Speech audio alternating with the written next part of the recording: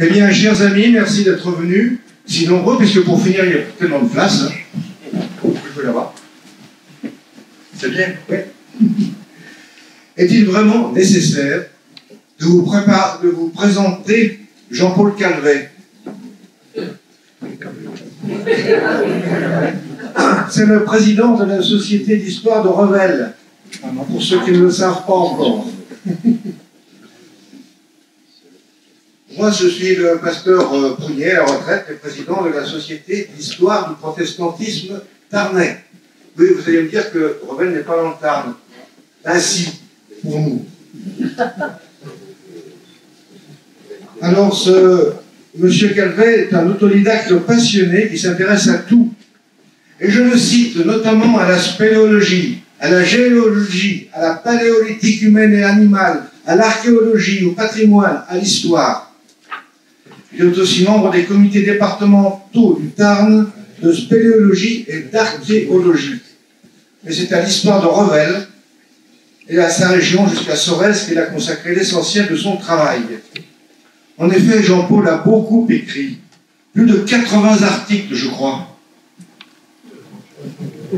Il s'est lancé dans une monumentale histoire de la Bastide de Revel en Languedoc, vous l'aviez tout à l'heure, hein, vous l'aurez tout à l'heure aussi, qui devrait être représenté sous la forme de 5 tomes de 300 pages chacun. Et le premier tome est déjà paru à la fin de l'an dernier et retrace l'histoire de la fondation même de Revel. Ces études historiques sur Revel m'ont amené naturellement à rencontrer le protestantisme, bien présent dans la région au temps de la Réforme. Jean-Paul Calvet est devenu un spécialiste du pasteur David Martin de Revel, exilé à Utrecht et traducteur bien connu de la Bible. La Société d'Histoire du Protestantisme Tarnais a 3 ans. Elle émet 2 bulletins par an et une journée d'études chaque année sur des sujets différents. La Société d'Histoire de Revel et la SHPT ont donc trouvé un terrain d'entente. L'arrivée de la Réforme au XVIe siècle et les guerres qui ont suivi et la biographie du plus célèbre pasteur originaire de Revel pour vous proposer conjointement cette conférence. Bien, merci. Je vous remercie à tous d'être venus. Vous êtes nombreux, ça fait plaisir. Je savais que cette thématique ferait bouger les gens. Je remercie beaucoup la Société d'Histoire du Protestantisme Tarnais qui m'a sollicité parce qu'au départ, c'est pas moi qui ai eu l'initiative de faire cette conférence sur le protestantisme et sur David Martin, bien que je sois en train de préparer pour le tome 2 un gros chapitre sur le protestantisme à Revel, et Dieu sait qu'il y a de la matière.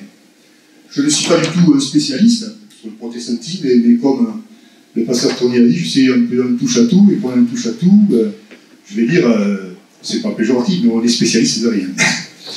Donc je vais essayer de vous présenter un petit peu ce qui s'est passé à Revel, pendant 3 siècles environ, puisque c'est 3 siècles très sombres de notre histoire, où on montre l'intolérance, donc une tolérance religieuse, mais aussi le problème politique qu'il y avait à l'époque, à Revel. Alors, évidemment, actuellement, pour ceux qui me connaissent, qui suivent les conférences que nous faisons, actuellement, il y a beaucoup d'images, beaucoup d'iconographie dans les montages. Là, j'en ai pas beaucoup, j'en ai un petit peu, mais pas beaucoup, bien moins que dans les précédentes conférences. Et de plus, la thématique que je vous propose ce soir est un peu compliquée. C'est assez compliqué, donc je vais essayer de ne pas vous obliger à prendre un cachet d'aspirine avant de dormir après. Je vais essayer de faire simple. Quand on fait simple, on ne va pas dans le détail, mais il y a quand même des choses très importantes que je dois vous dire. Donc vous m'excuserez, mais il y aura beaucoup de textes qui vont s'afficher, vous n'êtes pas obligé de le lire, mais sur moi, c'est quand même un moyen pour moi de pouvoir suivre un petit peu cette conférence et de pouvoir vous la présenter. Donc voilà, donc je vous ai présenté les quelques bémols à l'intervention, c'est ce que je viens de vous dire. Et il faut bien dire que, avec le départ de la réforme, que l'on peut considérer en l'année 1527, il y a une grosse indigence des textes locaux, en tout cas pour Revel, pour le XVIe et XVIIe siècle, étant donné que les registres consulaires de cette époque-là, il n'y en a pas, ou en tout cas, pour le XVIIe siècle, il y en a 3, mais qui sont très très difficiles à lire. très très difficile, d'abord par l'écriture curviligne, deuxièmement parce que là, on ne passe à travers le papier, c'est vraiment très très difficile de lire tout ça. Ça va mieux après avec le XVIIIe siècle. Mais pour le 16e, 17e siècle, ben, localement, on n'a pas grand-chose. Alors on me dit, qu'est-ce que vous faites là, et qu'est-ce que je fais là pour vous parler de Ravel du 16e, 17e siècle? On m'a dit qu'il n'y a pas de documentation. Eh bien si, on a quand même la documentation qui a été faite, en tout cas, par les gens qui étaient contemporains de cette période-là, qui ont beaucoup écrit. Alors j'ai mis quelques auteurs, comme Jean-Justre de Bréchard, le journal de Forain, Bouffard Madiane, Camille Rabault, Jacques Garche et bien d'autres, où on trouve des choses exceptionnelles. Et j'ai essayé de... Oh, j'avais peur que ce soit une panne d'électricité. À travers ces écrits, on retrouve beaucoup de témoignages de cette époque-là, très détaillés, et on retrouve beaucoup de choses sur Revel, ce qui veut dire que Revel a été une place forte, stratégique et très importante dans cette affaire-là, durant ces 3 siècles. Alors nous allons présenter, je vais vous présenter quand même un petit peu, le contexte local au début du XVIe siècle de Revel. Eh bien, Revel, ça fait, je me mets un peu en arrière pour pouvoir lire ce que j'ai mis, parce que c'est comme ça que je vais pouvoir suivre un petit peu tout ça. Il y a un siècle et demi, en 1500, il y a un siècle et demi environ que Revel existe. Revel a environ 3000 habitants. Ça, c'est avéré, c'est écrit dans des textes. C'est une ville importante. Il faut savoir que Castres, à l'époque, fait 10 000 habitants. Albi fait 20 000 habitants environ. Revel est doté de remparts. Depuis 1355, avec le passage du prince noir qui était passé sur Castelnaudary, pas sur Revel, mais sur Castelnaudary. C'est une ville qui est très active et dynamique. Ville active et dynamique, tout d'abord, au niveau culture. J'aurais dû dire agriculture. Mais ici, on le sait que le pays du Lauragais a une terre très très riche, et on y cultive le blé, le seigle, l'orge, l'avoine. On y fait du pastel, on sait très bien que c'est le pays de cocagne, pas tellement à proximité de Revel, mais en tout cas sur les reliefs de Cuesta, il y a du côté de Piloran, Saint-Félix et autres. Hein. Et le pastel, s'exporte vers l'Angleterre, vers les Flandres, les Pays-Bas, et l'Allemagne rhénane est bien plus loin. Et ça sera l'importance, on le verra tout à l'heure. Deuxièmement, il y a l'élevage. L'élevage est essentiellement de moutons. Il n'y a pas que ça. Beaucoup de moutons. Qui dit élevage dit laine, dit drap, des marchands drapiers, puis faiseurs de bas. Il y a beaucoup de marchands de draps à Revel. Et là aussi, il y a des échanges économiques qui se font avec l'extérieur de la région, du Languedoc, en particulier l'Espagne, l'Italie, mais aussi le centre de l'Europe. Eh bien, je ne vais pas refaire l'histoire, mais quand même on va se rappeler un petit peu ce qui se passe, puisque Martin Luther, qui est en Pays de Saxe, dans l'Allemagne actuelle, à l'est de l'Allemagne actuelle, va en 1517, c'est un moine, Luther, moine va critiquer un petit peu la façon dont l'Église catholique, apostolique et romaine fait son affaire, notamment au sujet des indulgences. Il n'y a pas que ça. Les indulgences, c'est un moyen de ramasser de l'argent pour pouvoir financer essentiellement, je prends des raccourcis, la basilique Saint-Pierre. Mais là, il y a des choses qui ne vont pas très bien, il n'est pas tout à fait d'accord avec ça. Et il estime que, notamment dans une période de guerre, où il y a eu beaucoup de guerres, beaucoup de malheurs dans cette Europe, les gens qui ont de l'argent, ils ont pu tuer plein de gens pendant cette guerre, mais du moment qu'ils ont de l'argent, ils payent les indulgences, avec ça, ils sont absous de tout péché. Il n'y a même plus de purgatoire, ils sont tranquilles. Il n'est pas d'accord avec ça. Mais Luther, au départ, lui, il ne veut pas de scission, il ne veut pas de schisme. Il veut que le système change. Entre guillemets, je ne sais pas si le mot est bien dit, mais que la religion se modernise un petit peu, et en tout cas qu'elle soit beaucoup plus humaine.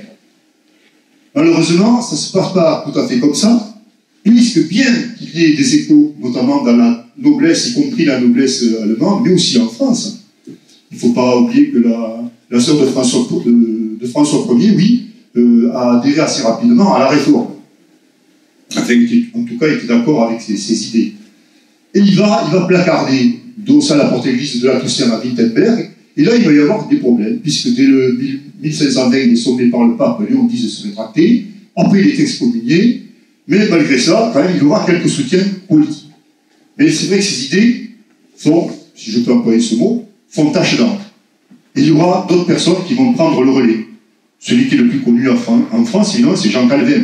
Jean Calvin qui va diffuser ses idées de Luther, Mais il y aura aussi Théodore de Bèze, personnage peut-être moins connu, en tout cas dans les gens qui sont très compétents dans l'affaire du protestantisme, mais qui est moins connu que Jean Calvin, et ainsi que Guillaume Farel, et bien d'autres comme Guillaume Brissonnet, Gérard Roussel, Guy de Bresse, et bien d'autres. Les idées de Luther vont se répandre en France à partir de 1520, 3 ans environ après le placardage de ces idées à Wittenberg. Donc, sous l'influence de Jean Calvin, Théodore de Bèze et d'autres, une nouvelle église va se structurer. Il va y avoir une rupture avec l'église romaine. Parmi les gens qui sont, allez, on va employer le mot, qui sont en schisme avec l'église romaine apostolique et catholique et romaine, eh bien, il y aura deux courants. Un courant qui sont beaucoup plus humaniste, qui est favorable à une réforme dans le cadre de l'église, c'est-à-dire qui ne veut pas faire trop de vagues, disons, qui voudrait que ça se passe calmement, et un courant dit luthérien qui, lui, par contre, va être en complète rupture avec l'église romaine, et très très rapidement. N'oublions pas que Théodore de Bèze était essentiellement à Genève, il formait des pasteurs, Jean Calvin aussi était à Genève, et quand on forme des pasteurs à Genève, on les envoie après en France.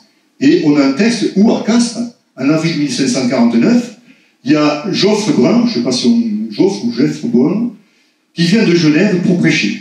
Et il y en a d'autres qui viendront dans la région ici, formés aussi à Genève, pour prêcher la nouvelle parole. Enfin, pas la nouvelle parole, excusez-moi. La même parole, mais dans le cadre de la réforme.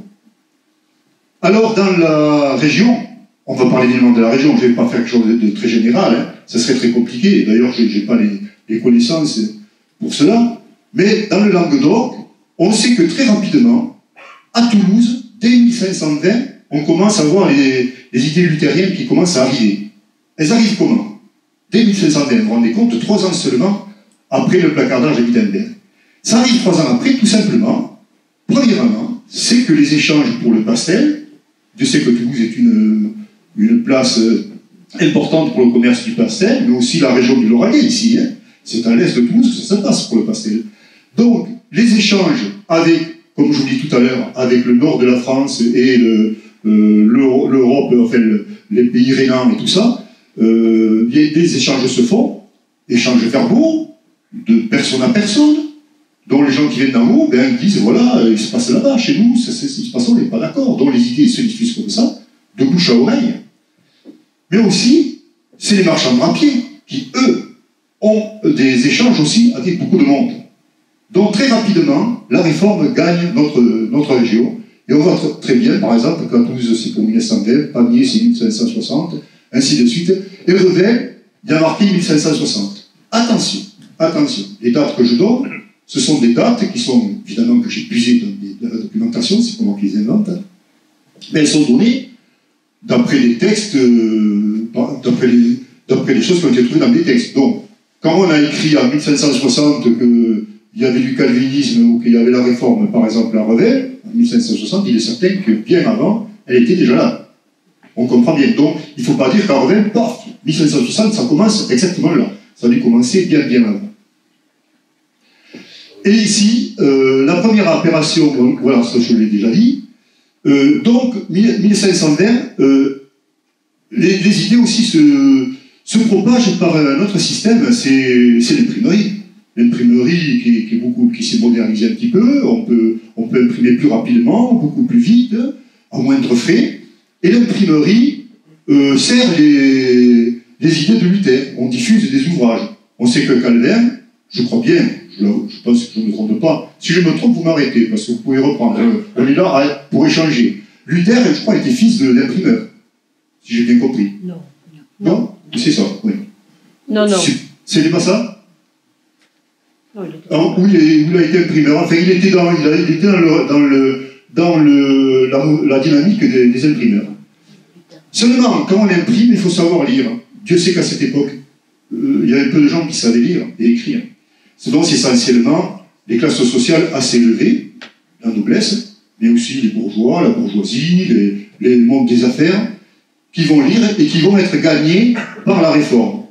Donc c'est vrai que dans les courbes statistiques qu'on trouve, vous en verrez une un peu plus loin, dans les courbes statistiques, dans les milieux agricoles, dans le petit peuple, il y a un petit pourcentage de gens qui vont être gagnés par la réforme. Par contre, dans les hautes classes sociales, noblesse, les gens de lettres, tout ça, la réforme va pénétrer très rapidement dans ces milieux-là. Et c'est le roi Ladurie qui a écrit cette phrase: pour le quart d'heure est huguenot et le paysan est papiste. Voilà, autrement dit, les gens qui ont des métiers assez élevés sont protestants, et les paysans, eux, gardent une religion catholique. Donc c'est plutôt vers 1530 que vont se diffuser les idées. Voilà, donc ça, excusez-moi de parler comme ça, c'est pas normatif parce que je parle, c'est des images plus faciles. Tout ça, j'en ai parlé. Il faut savoir que le luthéranisme en Suède et au Danemark, ils vont en faire une religion d'État. En Suède en 1529, au Danemark en 1536. Notre région, c'est un véritable, je vais employer ce mot, ça devient très rapidement un bastion de réforme. Il y a beaucoup de gens ici dans la région qui vont embrasser les idées de Luther, de Calvin. Je dirais de Calvin. Je veux dire qu'il y a quelques différences entre le luthéranisme et le calvinisme.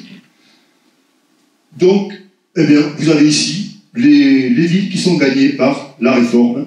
Dans notre région, vous voyez qu'elles sont assez nombreuses. Et encore, il n'y a pas toutes les villes, c'est les principales villes que l'on met là. Vous voyez que Revel est bien marqué. Et c'est vrai, comme je vous disais tout à l'heure, dans beaucoup de textes, on voit que Revel apparaît très souvent dans les fameuses guerres, je vais employer ce mot, les guerres de religion. 1917, 1930, 1940, les idées diffuses. Déjà, il y a eu des petits problèmes, des petites exactions, des gens qui ont été brûlés pour leurs idées, voilà, des gens qui ont été tués. Mais pour Revel, on sait qu'il y a environ un tiers de la population qui est huguenote, dès le départ. C'est-à-dire qu'il y a 1000 à 1200 personnes, et c'est pas rien. Un tiers de la population revelloise vers les années 60 qui est huguenote, c'est pas rien.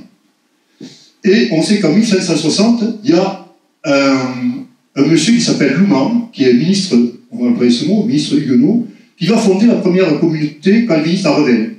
Il va prêcher publiquement dans notre ville, en 1960. Et l'année après, 1560, 1900 je dis, et oui, vous voyez, je vais avoir 70 ans, excusez-moi, ça commence, bon, allez. Donc, ce 30 novembre 1961, il y a plusieurs villes de la région, dont Revel, qui vont demander la liberté de culte dans leur église réformée, située bien souvent à l'intérieur des villes à cette époque-là. Les demandes sont rejetées par les États. Parce que cette époque-là, il commençait déjà à y avoir pas mal de problèmes en France. Il y a quelques édits de pacification qui commencent à poindre. On dit, bon, on veut bien que vous fassiez comment on dit, vos sacrements et tout ça, que vous réunissiez dans vos églises, mais à seule condition que ce soit en dehors des villes. Et si possible, assez loin des villes, pour éviter qu'il y ait que le reste de la population soit gagné par cette réforme. Donc on accepte que cela soit fait en dehors des villes, et a priori, ça ne plaît pas, même ça ne plaît pas trop à certaines personnes, et notamment je crois que c'est le duc de Guise, je crois que c'est ça. Excusez-moi, j'aurais quelques lacunes, hein, mais je vais brosser quand même un tableau assez complet sur Revel. Donc, qui, le 1er mars 1962, va aller à Vassy, qui est un petit village, 1762, qui va aller à Vassy, et là, il va y avoir un massacre, 50 morts.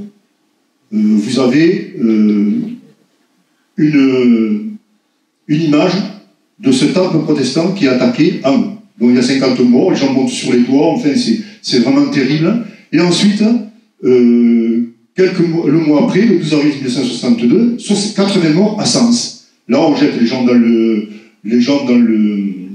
ruisseau, dans la rivière. Même les femmes qui sont enceintes, on les tue, on les éventre, on égorge les fœtus. En fait, c'est quelque chose d'absolument horrible. Mais à cette époque-là, ce n'était pas des époques très tendres. En 1562, il y a une rébellion à Toulouse, et Toulouse, là aussi, il y a beaucoup de morts. Toulouse va rester au pouvoir catholique. Les protestants ne réussissent pas à prendre le pouvoir parce que ça commence. Et Montauban et Castres vont devenir les hauts lieux de la réforme dans le Languedoc. Il faut savoir aussi que dès mai 62, il y aura de la part du Parlement de Toulouse des saisies des consuls. Et là, les consuls de Revel sont, par jugement du 10 juin 62, sont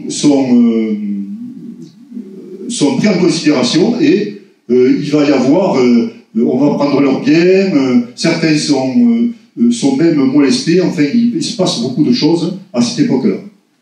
Alors, comme je vous le disais tout à l'heure, 60-62, on voit très bien que la poudrière est allumée, mais il commence à y avoir quand même quelques édits de pacification où on essaye de calmer tout ça, mais ça ne marche pas très bien. Jusqu'en 1729, Revel et Sorèze vont compter parmi les places fortes stratégiques disputées dans notre région. Alors, les guerres de religion. Le mot est peut-être pas très juste. On parlerait plutôt de guerre religio-politique. Parce que là, c'est le problème de la politique qui est derrière.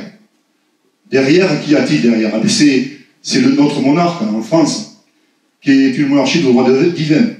Si le roi, ce droit, il l'a par Dieu. Il est investi par Dieu et par l'Église catholique. Et il y a une seule Église en France, c'est l'Église catholique. Il y a un roi, une foi, une loi. Et en considérant ça, il ne peut pas y avoir une religion différente. dont les protestants sont très très mal vus. Et donc, le schisme ne pouvait qu'avoir lieu. Et donc, je ne sais pas aussi si le mot schisme est bien à propos, mais en tout cas, ben, ils ne s'entendent plus. Il va y avoir 8 guerres. 8 guerres de religion de 1562 à 1598. Il va y avoir une certaine pacification avec Henri IV et l'édit de Nantes. Et ensuite, il y aura les guerres de Rohan qui vont se passer essentiellement dans la région, de 1621 à 1729. Ensuite, il y aura une accalmie. Et après, 1680 et 1685, ça va être des pressions par le clergé et par les pouvoirs politiques contre les réformés. Et vous allez voir qu'à Revel, il va se passer plein de choses. Et c'est à partir essentiellement d'octobre 1687 qu'il y aura la révocation de l'édit de Nantes, et que là, il y aura beaucoup de protestants qui vont s'exiler. Souvent, dans les exils, ça va être les gens qui sont socialement, qui font marcher les affaires, tout ça, et ça va être vraiment un gros problème un petit peu pour l'économie du pays. Et c'est à cette époque que David Martin, on en parlera tout à l'heure, dont notre Revellois, va s'exiler et va partir vers les pays unis, c'est-à-dire vers la Hollande, à Utrecht. Alors à Revel, que s'est-il passé? Alors je vais essayer de faire vite, mais le but de cette conférence ce soir, c'est quand même de vous dire ce qui s'est passé à Revel, pour vous montrer, je vais employer la richesse de l'histoire, c'est pas une richesse, le mot n'est pas très bon, les malheurs de l'histoire, pour vous montrer un petit peu tout ce qui s'est passé à Revel, sur ces 8 guerres de religion et aussi sur les guerres de Rohan. Première guerre de religion, mais à Revel, il ne se passe pas tout compte fait grand-chose. C'est surtout Aurillac et Saint-Julian qui sont livrés au pillage. Revel, évidemment, est complètement... en tout cas, les réformés sont vraiment pas très à l'aise parce que Toulouse est tombé, il est resté aux mains des catholiques. Et c'est à ce moment-là dès 1962, qu'il y a des départs de nombreux réformés, en particulier Jean de Portal. Alors, Jean de Portal, c'est un Revellois qui habite une famille revelloise connue, qui est là depuis plusieurs générations, qui est un militaire, qui vit sur la galerie du Couchant, sur la galerie qui se trouve vers l'est, donc. Et Jean de Portal a une tante qui s'appelle Madame de Saint-Cric, et qui est, ça c'est intéressant à savoir pour l'histoire, qui est la première nourrice d'Henri IV.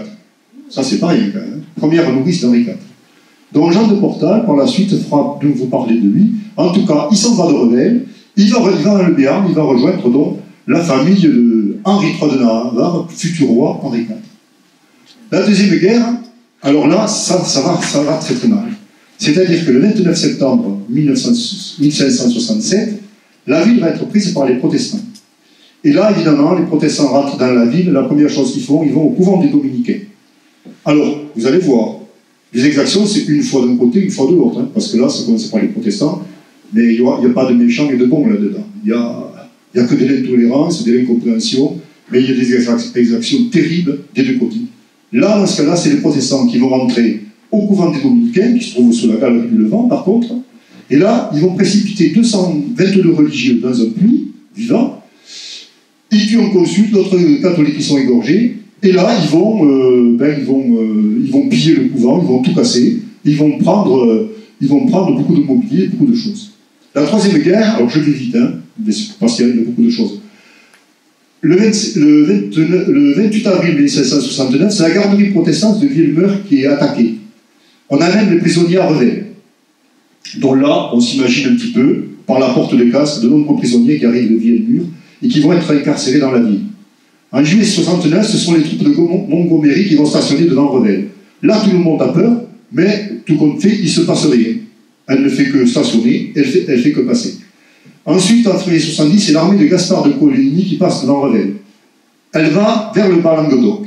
Il y a quand même quelques ravages dans la plaine, mais Revel n'est pas attaqué. Bon, pour le moment, à part le problème du couvent des Dominicains, qui est quand même très grave, ça va à peu près par rapport à ce qui se passe ailleurs. La quatrième guerre, c'est notamment le 24 août 1572 que se passe le massacre de la Saint-Barthélemy.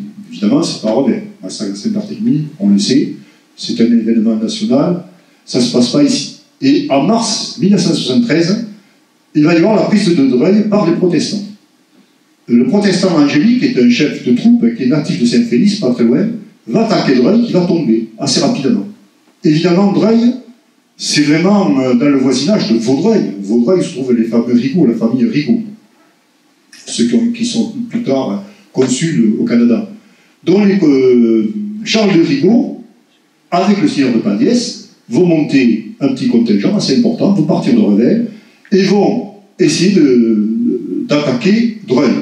Manque de chance, il y a des renforts qui vont arriver, et ils vont être appuyés par Dame. Dame, c'est un seigneur très important, qui est vraiment aussi dans l'entourage direct d'Henri IV, Henri IV de Navarre, puis Henri IV, qui vont les reprendre en revers. Et là, Charles de Rigaud et seigneur de Padiès sont obligés, à abri d'abattu, de repartir directement vers Revel, d'aller se protéger derrière les fortifications, l'épée dans le rein, comme c'était écrit dans les textes, et là, il y aura 200 hommes qui seront tués. Mais les protestants, faute d'intérêt stratégique, vont abandonner le village. En 1973, c'est la prise de Sorèze, là, il y a un massacre de 100 personnes.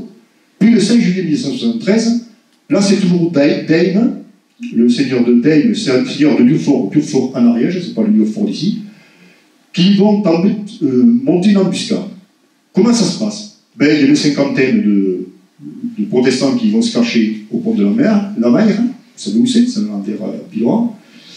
Et il y a un gars à cheval qui va arriver à la porte de Castres, qui va tirer un coup de mousquet en direction d'une personne qui est en faction. Il va repartir avec le cheval, tout doucement, pour bien attendre que les gens lui courent après. Donc les gens sortent de Revel, il y a peut-être 60-70 cavaliers qui courent après. Alors là, par contre, le train va beaucoup plus vite. Il va entrer sur le pont de la mer. Quand les autres arrivent au pont de la mer, évidemment, ils sont mousquetonnés tous. Il y a beaucoup de morts. Après, le jour suivant, ce sera Durfort. Alors, à Durfort, là, on prend le curé, on l'enterre jusqu'au cou, on joue avec des boules en bois, on va pendre le consul à une chaîne, et il y aura d'ailleurs on dira par la suite qu'à partir de ce moment-là, les chaînes faisaient des glands qui étaient à moitié rouge, à moitié blanc. C'est vraiment la rue du pays. En 1574, voilà ce qu'on dit, même que la plus grande partie du pays est déjà abandonnée de tout agriculteur, et il ne se trouverait aucun bestial, aucune bête pour labourer la terre. Et quant au commerce, bien ça se point réduit qu'il n'y en a aucun du tout. Vraiment, les gens sont très malheureux, la plaine est complètement ravagée. Alors, à cette époque-là, 1575, il faut savoir qu'il y a plein de batailles qui se font dans notre région. Je vous ai montré un petit peu sur cette image. Ici, alors que le Tarn, puisque c'est le département du Tarn, et essentiellement huguenot, il y a une zone ici qui se trouve autour de Lautrec de Vielmur, qui est un bastion catholique. Et là, il va y avoir beaucoup de pression, beaucoup de batailles qui vont se faire à cet endroit-là. On le sait, Vielmur va tomber et Lautrec aussi. La 5e guerre, alors évidemment, chaque guerre, on dit première, deuxième guerre, parce que chaque fois, il y a une guide de pacification, ça se calme 6 mois, un an et demi, il y a un petit problème qui repart, un petit truc qui ne va pas, paf, c'est reparti, enfin, les gens sont vraiment à cran, ils ne peuvent plus se voir, quoi. Donc, la guerre repart, les tourberies apparaissent. Dans la nuit du 13 décembre 1976, Revel est prise par les protestants, on démolit les édifices religieux, du coup, on va renforcer les remparts. Et alors, comment ça se passe, cette prise? Eh bien, tout simplement, c'est tout des fois que ça se passe, et là, on a un détail. Je ne me rappelle plus si c'est Gifre de Réchat qui écrit ça, mais ils expliquent qu'à un moment donné, sur la place, il y a quelques protestants qui sont à un angle de la place, puis les catholiques qui ont fait venir des gens dans le couvent des dominicains, ils se préparent à faire une sortie pour attaquer tous les protestants de la ville, mais là, ça se passe mal pour eux, étant donné que les protestants avaient aussi prévu ça, et il y a des renforts qui rentrent, ils arrivent à prendre une porte, les protestants rentrent, et là aussi, de nouveau, on met les moines dans les puits, il y a une couche de terre et de pierre qui se met, on met une couche de terre et de pierre sur chaque moine, et de nouveau, le puits recèle une seconde fois. La 6e guerre, le maréchal d'Anville, qui était protestant, retourne à l'Est, et il va attaquer les villes protestantes, parce que c'est ça aussi, il y a des gens des fois qui tournent un petit peu la veste. Revel est attaqué, il y a une intelligence à l'intérieur, quand il y a une intelligence, il y a des gens que les rigots de Vaudreuil ont réussi à tourner, ils vont faire un trou dans les remparts, à 30 pas de la porte de Castres, pour faire rentrer les gens qui sont à l'extérieur. Évidemment, ils sont pris et ils sont tendus. Enfin, il faut savoir qu'en 1577, va siéger à Revel la chambre de l'édit. La chambre de l'édit, c'est une sorte de chambre qui juge les problèmes entre catholiques et protestants, qui est formée à mi-partie de catholiques et protestants. Dans cette chambre, qui est une chambre très importante, va siéger à Revel en 1577 et en 1631. Ils viennent ici, pourquoi? Parce que tout simplement, là où ils étaient, à Toulouse ou à Castres, il y a la peste, donc à Revel n'est pas encore touché par cela, et ils viennent ici. En Revel, que s'est-il passé pour la 7e guerre? Eh bien, la 7e, enfin à Revel, c'est surtout à Sorèze. À Sorèze que ça se passe, puisque le 3 mars 1580, de nouveau Sorèze est prise après une escalade par les catholiques, 80 morts à Côte-de-Baillé, là c'est les catholiques qui vont tuer les protestants, et les protestants vont se réfugier à Revel et à Durfort. 4 mars, il y a une tentative de récupération de Sorèze par le seigneur de Daigne. Dans ces échauffourées de la plaine, un rigaud de Vaudreuil va mourir, et il faut savoir qu'elle était 1980, la plaine entre Sorèze et Revel sert de champ de bataille, notamment avec un chef qui s'appelle Henri de la Tour, vicomte de Turenne. Alors c'est pas le fameux Turenne que l'on connaît, c'est le vicomte de Turenne, Henri de la Tour, qui est lieutenant général du roi de Navarre dans le Languedoc, et qui va établir son quartier général à Revel. Il va entourer Sorèze de positions fortifiées, parce que Sorèze est catholique, et il va entourer notamment 3 forts, un à Saint-Amancé, un à la Valboche, qui actuellement c'est la ferme de la Valboche qu'on appelle, et à Borio-Blanc. C'est à cette époque que les châteaux de Garolac, de Paliès, de Laspouzeille et des Gasques, près de la Gardiole, vont aussi être attaqués. 13 septembre 1580, Sorèze est reprise par les protestants par la porte Malmalgrade. La porte Malmalgrade, c'est celle qui se trouve vers le sud. Malmalgrade, c'est la porte qui est mal gardée. Voilà, elle était mal gardée, donc ils sont rentrés par là. Voilà les positions fortifiées autour de Sorèze. Vous voyez que Sorèze ici, la Borio-Blanc, la Valboche, le château de Saint-Chamond à Saint-Amancé. 8e guerre, bon, vous pouvez souffler, c'est la dernière. Attendez, c'est pas fini, après il y a les guerres de Rouen.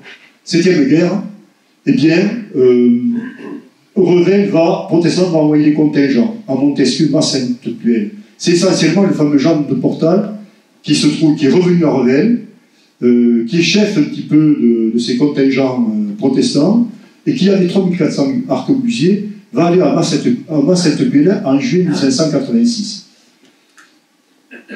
Bon, je vais passer très rapidement. Il faut savoir qu'à Revel, à un moment donné, il y a 3000 fantassins et 500 mètres. Vous vous rendez compte, imaginez-vous la dynamique qu'il devait y avoir dans cette ville. Voilà. Et en 1587, de nouveau, donc je ne donne pas tous les détails, Revel est reprise par les catholiques, et enfin en 1589, c'est l'avènement d'Henri IV. Quand la 8e guerre est finie, avec Henri IV, ça se calme un peu. Parce que Henri IV était protestant au départ, donc il se convertit au catholicisme. Ça calme, il calme un peu tout le monde, il arrive à faire l'édit de Nantes. Toujours est-il que, malgré cela, la conclusion de ces guerres, je le marque à droite et en blanc, voilà ce que pensent en gros tous les gens. Les gens pensent que les réformés ne sont soufferts que par tolérance et dissimulation, qu'on nous souffre une chose qu'on voudrait bien qu'il ne fût pas. C'est-à-dire que, on a bien compris, malgré le calme, la calme qu'il y a, la guerre est prête à reprendre. Alors, comme c'est un peu plus calme, le 1er mai 1990, on va bâtir un temple protestant, construire un temple protestant à Revel. Il faut savoir que, justement, les protestants, en tout cas quand ils étaient maîtres de la ville, avaient leur temple protestant dans l'église des dominicains. Ils s'étaient servis de l'église des dominicains pour faire leur temple. Et lorsqu'ils font leur nouveau temple, qui est à un endroit qui est sur la galerie du Nord, je vous montrerai après sur le plan où il se trouvait, l'église dominicaine va être démolie en 1603. Malgré la paix, les chefs locaux continuent la guerre civile. Jean Portal va être fait prisonnier à Lautrec, et comme c'est un chef très important, les catholiques disaient celui-là il est prisonnier, il n'est pas question de le relâcher, à la fin certainement on allait certainement l'exécuter, donc les catholiques disent celui-là il ne faut pas le relâcher. Heureusement pour lui, il y a le grand chef catholique Joyeuse qui va mourir dans une bataille que l'on va retrouver noyé. Comme le corps du noyé de Joyeuse est récupéré par les protestants, eh bien, il va y avoir des transactions entre protestants et catholiques. Les catholiques disant nous on veut récupérer le corps de Joyeuse, les protestants disant ok on vous le rend, comme il est. Par contre vous nous donnez Jean Portal vivant. Et c'est ce qui se passe. Donc Jean Portal est libéré et Jean Portal repartira dans d'autres batailles. L'église paroissiale va être rebâtie vers les années 1602 et elle sera de nouveau démolie le 11 novembre 1921 à Revel. Excusez-moi pour toute cette succession qui est un peu... Je comprends bien que c'est pas marrant pour vous de suivre ça, mais c'est pour vous montrer un petit peu l'importance de ces guerres et de vous montrer l'importance de tout ce qui s'est passé à Revel. Après, c'est les guerres de Rouen. Il y aura 3 guerres. Et là aussi, ce seront énormément de batailles qui auront lieu dans la région. Je vais raccourcir un petit peu. Ces guerres reprennent tout simplement parce qu'il y a l'affaire du Béarn, où le roi, de nouveau, va imposer à l'Assemblée protestante du Béarn de remettre des catholiques et d'imposer un petit peu les lois des catholiques. Et ça, ils ne sont pas d'accord. Et deuxièmement, c'est la fin de la guerre d'Espagne qui fait qu'il y a un rapprochement de la France avec la très catholique Espagne. Et de ce fait, tout cela ne plaît pas aux protestants. Donc Rouen, qui a son état-major sur Castres, et puis qui l'aura aussi à un moment donné à Revel, va reprendre ses guerres dans la région. Je vais passer rapidement.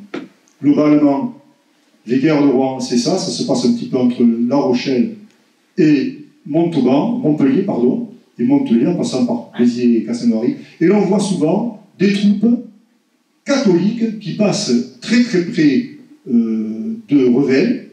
Et chaque fois, ils ont peur parce qu'ils passent pratiquement sous les remparts de Revel, mais Revel n'est jamais attaqué. Une fois, grande chance, c'est qu'il y a le Bassompierre qui était le chef qui tombe de cheval, et une autre fois, ils s'arrêtent parce qu'ils n'ont pas le temps, ils ne s'arrêtent pas parce que stratégiquement, aucun intérêt d'attaquer Revel, donc ils continuent leur chemin pour aller à renfort par Castelnaudary pour aller vers Montpellier, vers le siège de Montpellier. Alors là aussi, je ne vais pas rentrer dans les détails, parce que il y a beaucoup de choses que l'on connaît sur Revel. À savoir ce que je vous ai parlé, que la chambre de Vivier à Revel était venue ici en septembre 1631, qu'il y a des problèmes au niveau des cimetières du temple. Je reviendrai après, je vous expliquerai un peu les cimetières à Revel, comment c'était. Les cimetières, les catholiques qui ne veulent plus que les protestants soient enterrés à côté. Ensuite, il y a les prises de corps de 2 pasteurs très importants, Languier et Quinquiri. Là, on est à 1685, là, vraiment, c'est chaud, ça va vraiment, vraiment très mal, c'est là où les gens vont partir en exil.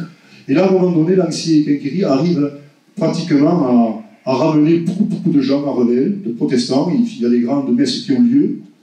Même à un moment donné, il y a un certain Viala, pasteur Viala, qui va réussir à amener ici, dans le cadre des...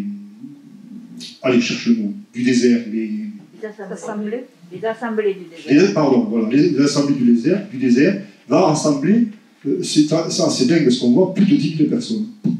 Mais c'est les chiffres qui sont donnés. Évidemment, beaucoup d'exactions, là, dans l'autre sens, les catholiques contre les protestants. Là, ben, si vous êtes obligé d'abjurer votre profession, de devenir catholique, sinon, qu'est-ce qu'on va faire? Eh ben, on prend vos enfants, on les met dans une famille catholique, on vous met dans une prison, les femmes sont mises dans des couvents, etc. Évidemment, il y a aussi beaucoup de gens qui partent aux galères, qui vont mourir aux galères.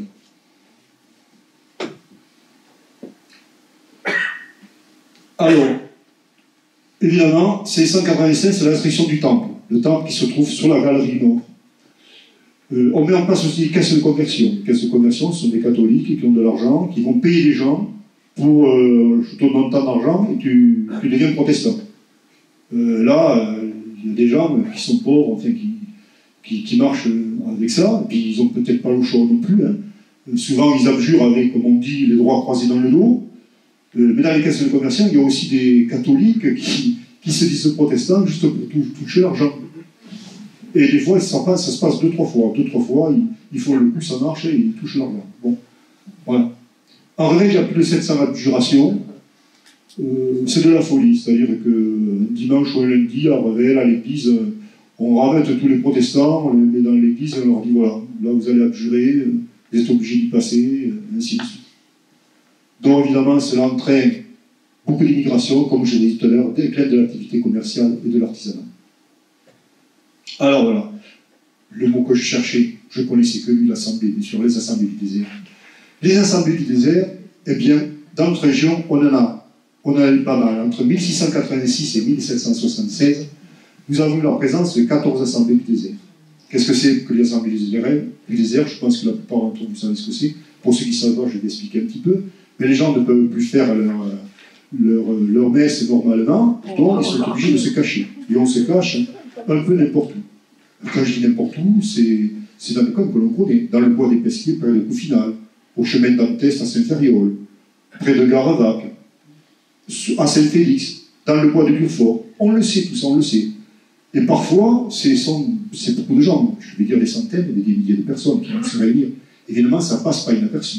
Et parfois, dans la maréchaussée qui arrive à prendre des gens. Donc ces gens-là, pas de problème, c'est des galères, direct. C'est interdit, faut pas. Parfois, on ne prend pas les gens, ou la maréchaussée n'a pas pu intervenir, mais elle va sur les lieux pour constater. Là, ils vont voir qu'il y a eu des bougies qui ont été allumées, il y a eu des gens, l'herbe a été foulée, donc il y a eu beaucoup de personnes. Et par témoin, il y a des témoins qui dénoncent.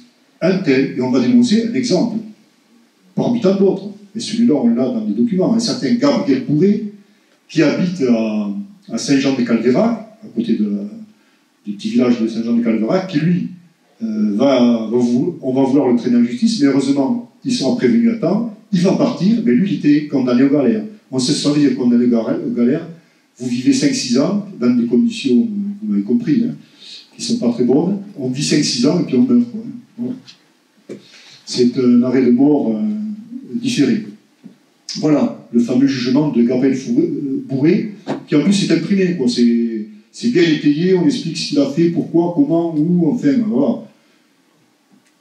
Dans lui, ça l'est sorti. Évidemment, il y a beaucoup de pression, c'est les pressions que je vous disais tout à l'heure. Alors on trouve des personnes pour Jacques Terson de Paleville, près de Revel, bien entendu.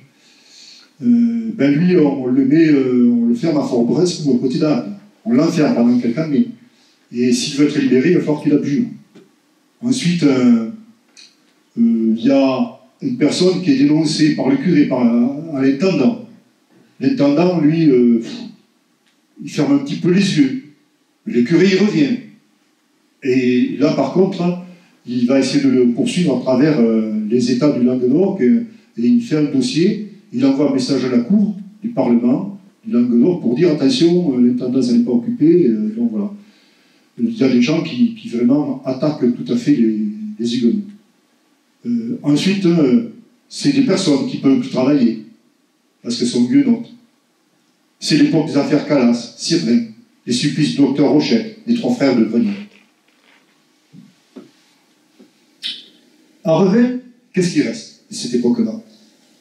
Et ce qui reste, c'est des remparts qui ont disparu, pas entièrement, parce qu'on sait qu'encore au fin 18e, il en existait encore pas mal, et encore, vous le savez, il en reste encore à la place du Paty, que l'on espère bien valoriser tout ça. Mais les remparts, après, il a fallu les détruire, hein, tout ça. Le temple, qu'est-ce qui reste? Avec du temple protestant, il reste un mur. Je vais vous montrer une photo qui se trouve dans là où c'est que le notaire Trouche pour les Revellois se trouvait, où se trouvait la maison Rodier, se trouvait derrière. Et on trouve notamment dans la cour de cette maison Rodier, où se trouve M. Trouche, une sculpture qui se trouve donc en haut d'une entrée en plein centre, comme ça, où on voit bien une petite croix et on voit qu'il y a quelque chose qui a été enlevé. Alors, en-dessous, c'était la symbolique souvent d'une colombe ou d'une goutte, ça je l'ai su tout à l'heure avec le pasteur Stronier qui m'a expliqué, qui symbolise cet esprit. On voit très bien, là vous avez un petit peu comment c'était, on voit que ça a été coupé, peut-être que le gel, parce que c'est assez génie cette pierre, qui manque donc la colombe qui est au-dessous.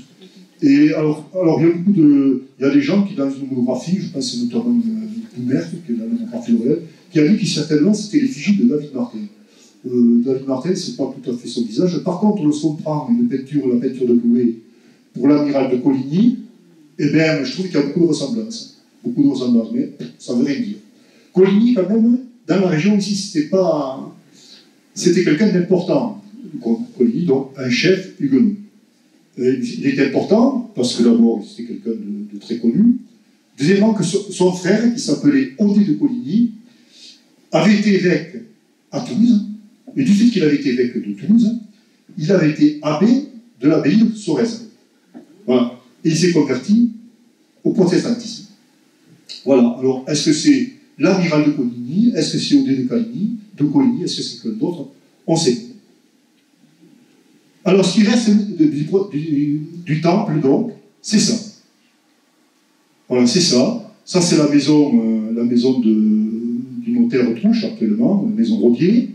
Et là, c'est la maison voisine. On voit que ça a été détruit. Il reste deux grandes ouvertures. Sur le plan, c'est ici. Mais lorsque ce temple a été détruit, notamment quand il y a eu les cavaliers de Coligny-Bismarck, 4 bataillons qui sont venus détruire tout ça, donc catholiques qui sont venus détruire tout ce qu'il y avait dans la ville de Revel, ils ont détruit le temple protestant. On trouve dans les textes qu'ils ont réussi, les protestants, quand même, à retrouver une espèce de second temple qui se trouve à côté, et qui correspond certainement à... Ah mais décidément, bon, il faut que je revienne en arrière, qui correspond à la tête de Coligny que je vous ai montré tout à l'heure, à l'entrée de... On passe, ça fait rien. La tête que je vous ai montré juste avant, et voilà, l'entrée. Alors, voilà, c'était ça. Par contre, là, c'est le temple qui a été construit bien plus tard, qui est le temple actuel. Ce temple a été, la décision de faire un nouveau temple a été faite en 1793, parce qu'évidemment, avec la Révolution française, les protestants pouvaient un peu mieux s'exprimer, disons. En 1808, c'est la famille Lacombe. Lacombe, c'est les Vermont-Lacombe qui étaient aussi protestants, qui vont offrir des maisons, et les travaux vont commencer. Et ils vont être achevés en 1803. Et c'est en 1850 que le culte protestant va être officiellement rétabli à Revel par Napoléon. Ici, je vous ai mis ce que l'on connaît des cimetières protestants. On sait que tout à fait au départ, l'actuel le cimetière catholique était partagé en deux. Évidemment, il n'avait pas la même forme qu'avant, que maintenant, il était beaucoup plus petit. Et ce cimetière était divisé en deux. Il y avait une grande haie, on avait une palissade. D'un côté, on enterrait les catholiques, de l'autre côté, les protestants. Dans les textes, on voit très bien que parfois, il pouvait arriver qu'il y ait deux enterrements en même temps, le même jour. À cette époque-là, il y avait des moments, il y avait pas mal de morts. Et là, je ne vous dis pas, le défunt, il devait se retourner dans le... Excusez-moi de le dire comme ça, dans la caisse, parce que là, c'était véridique, ils se battaient. Ils se battaient entre eux, quoi, voilà. Donc, à un moment, c'est plus possible. Donc, en 1665, et jusqu'en 1685, ils font un temple, là où se trouve actuellement le garage Citroën, le garage Iveco, dans la rue de la gare. Et c'est pas rare, lorsqu'on y fait des travaux, qu'il y a des choses comme ça, qu'on retrouve encore des ossements. C'est comme ça qu'on a pu repérer un petit peu ce cimetière. À partir de 1685 jusqu'en 1788, eh bien, les cimetières se trouvent sur la route de Sorèze, en partant à Sorèze. Ah, si je ne sais pas si je peux le dire, mais c'est très très près de la crèche. La petite crèche des enfants. Voilà. Et actuellement, on sait qu'il y a le foyer 3e âge et la perception. Et enfin, à partir de 1788, c'est le cimetière protestant actuel que l'on connaît, qui est placé là où il est. Et ce cimetière protestant de 1788 va être agrandi fin 19e siècle. Et alors c'est dingue, parce que quand j'ai vu ça, je me suis dit quand même, quelle tristesse. Fin 1890, dans les cahiers Rodier, on voit encore des écrits où une personne dit « Ah, comment encore, on voit bien que le maire Toussac, c'est un protestant, et qui va encore agrandir ce cimetière pour les protestants, c'est pas normal. » Il y a encore, vous voyez, fin 19e siècle, des choses de l'anti-protestantisme qui existent encore en vie. Ce que je vous parlais tout à l'heure, c'est les classes sociales. Les classes sociales, en pourcentage, et il y a environ 7% de nobles qui sont, dès le départ, qui vont, enfin pas dès le départ, autant de, vers 1600, qu'est-ce que j'ai mis, vers 1680 environ, qui vont être huguenots. Les bourgeois, il y en a environ 10%. Les marchands, par contre, il y en a 25%. Ça correspond bien à ce que j'ai dit tout à fait au départ, hein, les échanges, la diffusion des idées. Les artisans, par contre, ils sont très très nombreux. Par contre, le monde paysan, eh c'est juste 2-3% qui sont protestants. Dès le départ, ce sont plus de 1200 revelois qui partagent la réforme. C'est ce que j'avais dit tout à fait au départ, un tiers de la population.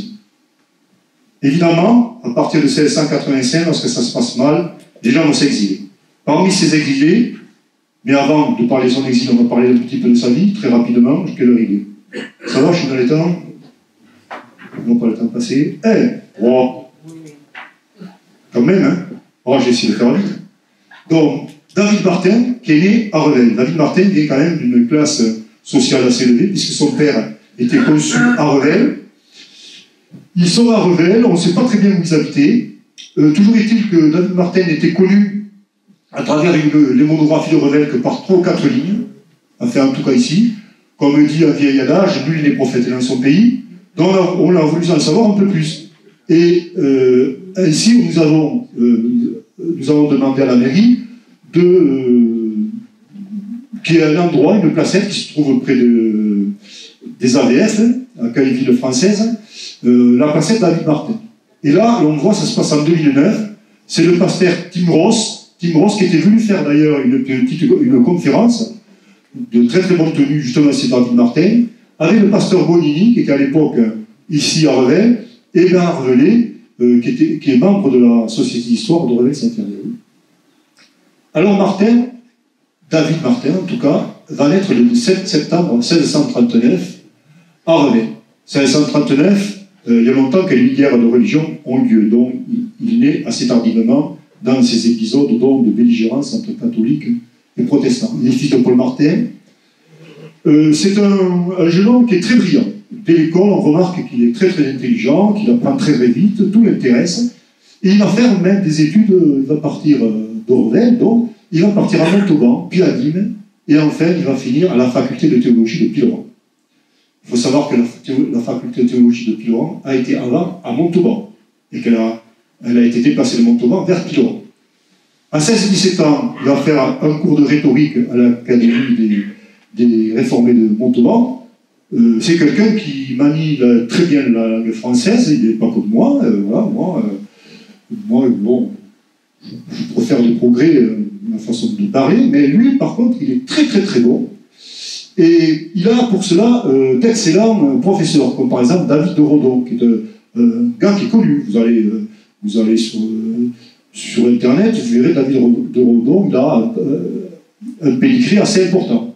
Donc c'est à lui que le professeur de Redon lui apprend un petit peu la rhétorique, et à l'âge de 20 ans, le 21 juillet 59, il va être maître SLA et sera reçu docteur en philosophie.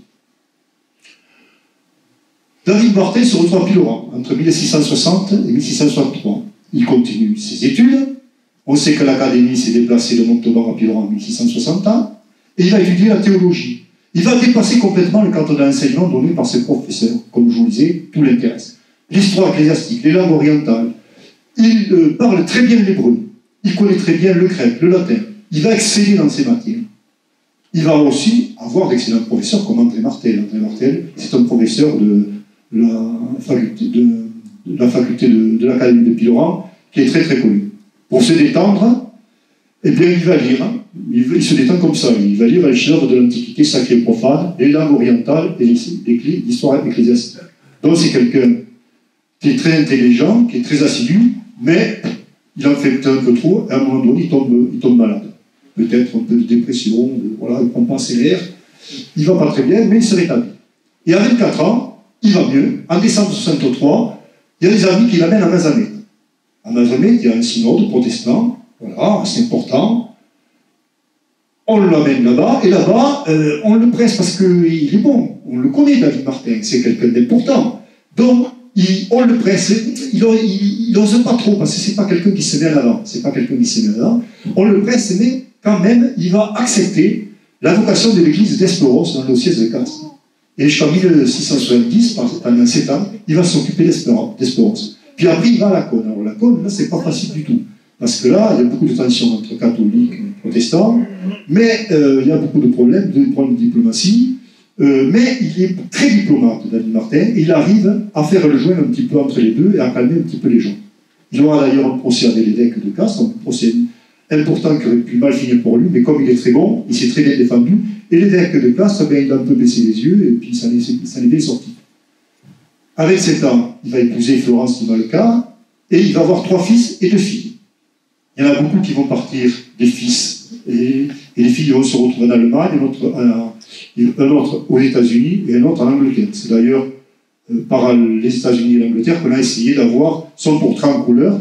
On n'a pas pu l'avoir, on l'a en noir et blanc, mais on sait qu'il existe en couleur, portrait en couleur. Le 30 avril 1685, c'est au moment où ça se passe mal, il est décrété de prise de corps. Donc, très rapidement, il y a des amis catholiques, des amis catholiques, qui vont le prévenir.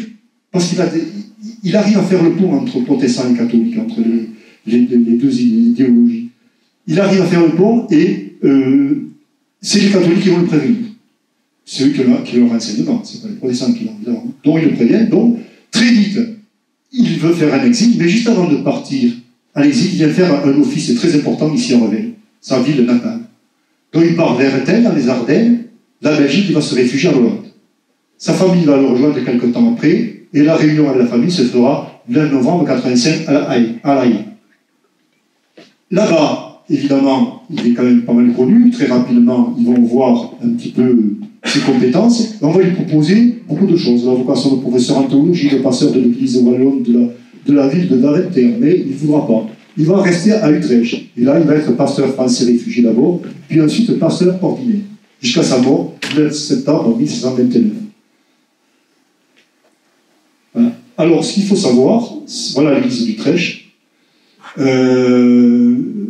Évidemment, pour vivre aussi David Martin, donner des leçons. Il donnait des leçons de philosophie à des jeunes gens qui venaient parfois de pays différents, qui venaient des classes aisées des Pays-Bas. Et on a même les fils de souverains de la Hollande qui vont lui faire l'honneur de lui demander des heures d'entretien pour l'enseigner. David Martin, son œuvre est importante. C'est 30 et 40 publications, je ne sais pas exactement. Il va notamment réécrire, sans modifier évidemment le fond. Mais il va revoir la Bible pour la rendre beaucoup plus intelligible aux gens. Et ce sera en 1707 qu'il va écrire cette Bible qu'on appelle la Bible Martin, et qui est très connue dans le milieu huguenot, mais surtout dans les pays anglo-saxons. Je crois qu'encore il s'en sert pas mal. Et il va aussi avoir des contacts avec l'Académie française. L'Académie française qui a été fondée paradoxalement par Richelieu, qui n'était pas un ami, on le sait, des Huguenots. L'Académie française qui a été créée en 1735, il faut savoir que cette Académie française, elle a été créée en 1635 grâce à un club qui s'était réuni plusieurs années avant et qui était dirigé notamment par Valentin Conrart, qui était un Huguenot. Et dès 1534, ce Valentin Conrart va avoir l'idée de monter donc cette Académie française. Valéry Conrart a été aussi la personne qui conseillait Louis XIII, notamment. Henri III, écoutez, je suis un peu perdu. Voilà, il conseillait le roi, ou Richelieu, non, pardon. Il conseillait Richelieu, paradoxal aussi, un Huguenot qui conseillait Richelieu, justement dans l'école, c'est ça, c'est Richelieu. Même dans ces périodes un petit peu agitées. David Martin, à partir de la Hollande, on va mettre entre guillemets la Hollande, va monter une commission, va essayer de faire rapatrier des pasteurs qui se trouvent en France. Il y aura parfois des échanges. On va échanger, par exemple, un pasteur huguenot qui est en France et qui se trouve dans des conditions très difficiles, comme par exemple un officier qui était prisonnier à Groningen. Il faut savoir qu'à l'époque, les Pays-Bas, la Hollande, avaient été en guerre aussi avec la France. Donc, il va décéder donc, à l'âge de 82 ans, le 9 septembre 1921 à 8h du soir. Il repose dans l'église Saint-Pierre d'Utrecht. Voilà son portrait. On sait que ce portrait est en couleur, j'arrive pas à l'avoir, ça fait même 3-4 ans que j'essaie de trouver des contacts, soit en Angleterre, soit aux États-Unis, j'arrive pas à l'avoir. J'étais un petit peu sous surveillance de gens très compétents, par contre, à côté. Et vous me direz après ce que vous pensez de mon petit exposé. Des questions?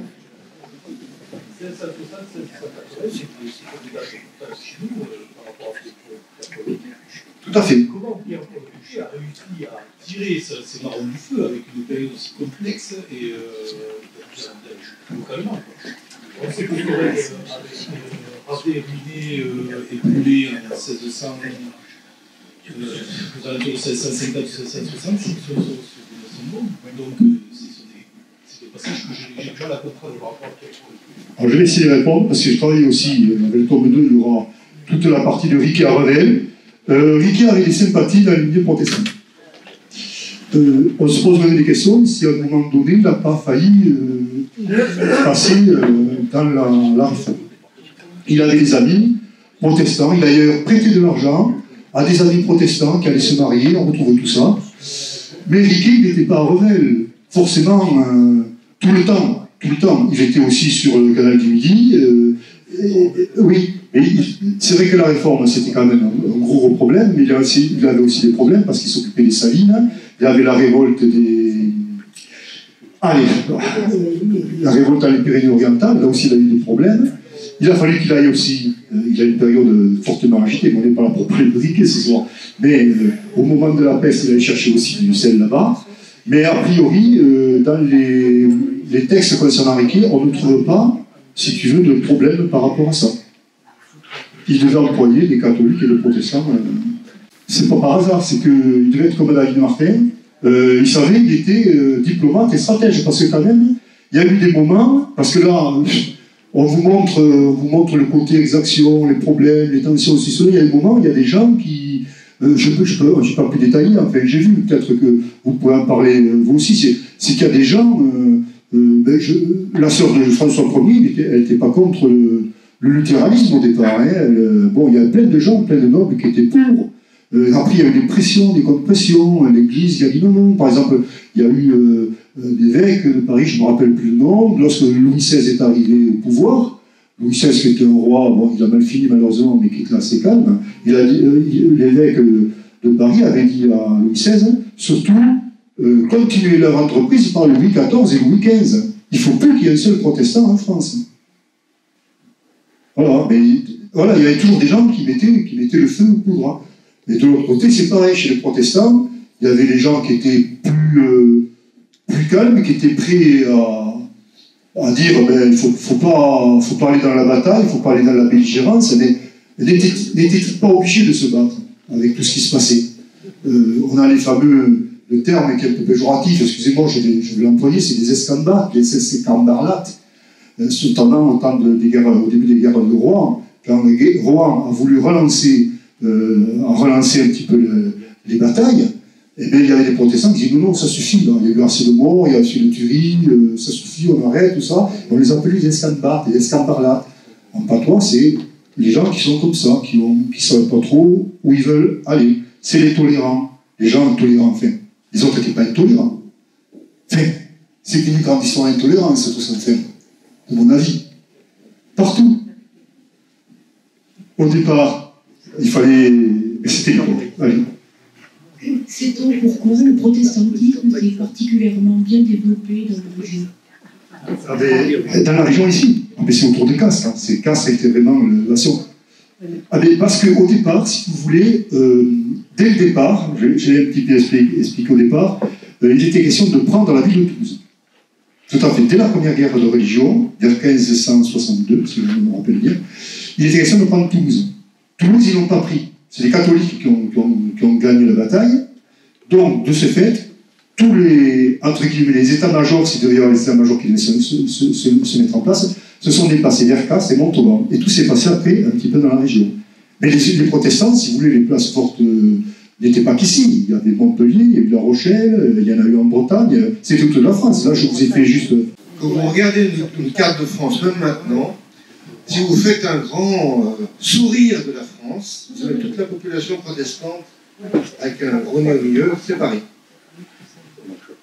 Il y a deux grandes, je dirais, théories sur l'application, sur l'arrivée du protestantisme dans le sud de la France, particulièrement dans les zones qui sont toujours les mêmes maintenant, c'est-à-dire les montagnes des Cévennes, les montagnes du Tarn et les montagnes de la Drôme. Alors, il y a Michel Jass, par exemple, qui est un spécialiste du catharisme, qui pense que le catharisme a fait déjà un lit originel.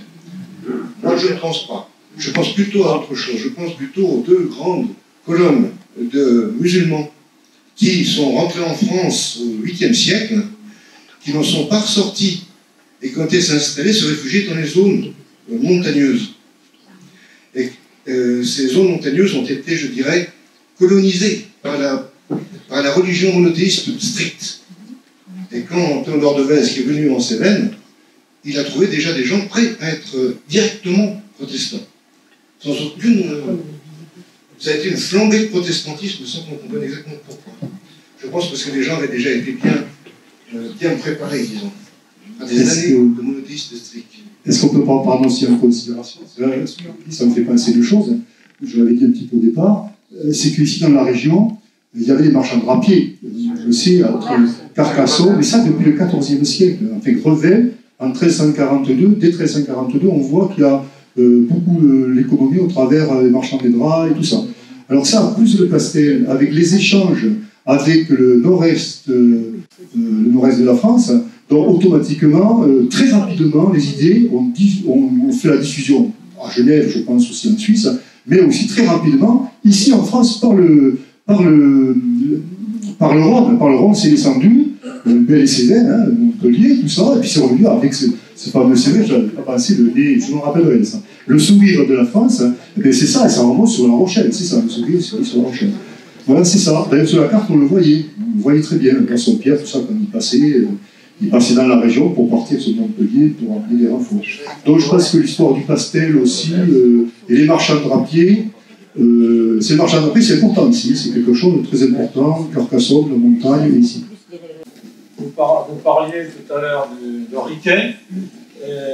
Tout le monde sait que sans Vauban, le canal du Midi n'aurait pas pu être viable.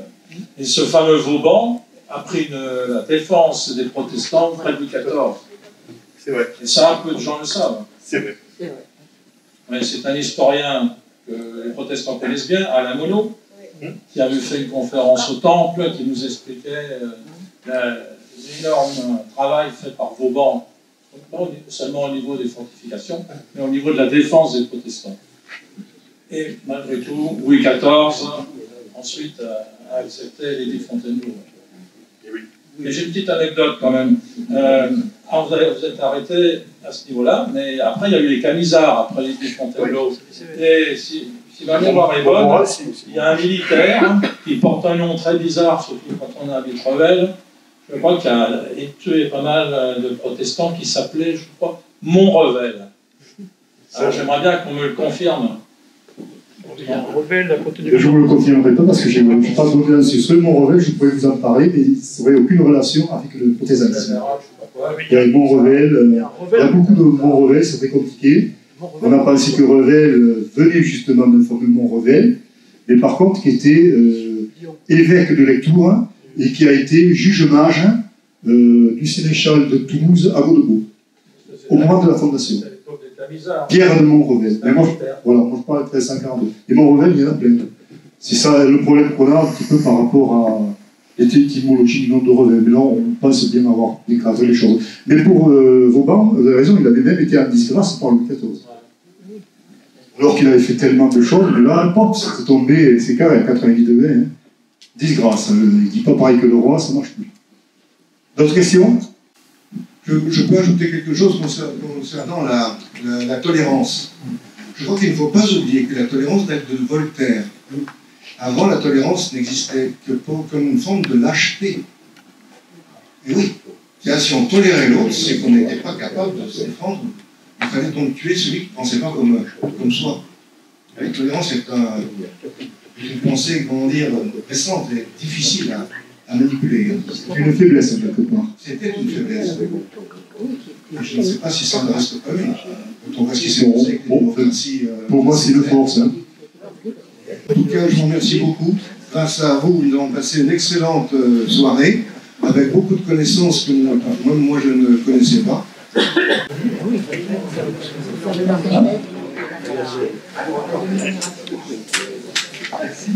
Je voudrais ajouter qu'à la Cône, justement, comme il s'appelle, Rémi Chabert va nous parler de la présence de David Martin à la Cône. Ce qui continue, on continuera un petit peu à mieux connaître ce grand pasteur qui a donné quand même la Bible à la portée de tout le monde. Voilà. Et bien encore merci beaucoup. Merci à vous, c'est vous qui avez... C'est grâce à vous qu'on a fait cette conférence. Sans vous, je ne la faisais pas. Donc merci à tous et à bientôt. Et c'est important votre présence. Et excusez-moi, on vous a gardé un peu tard.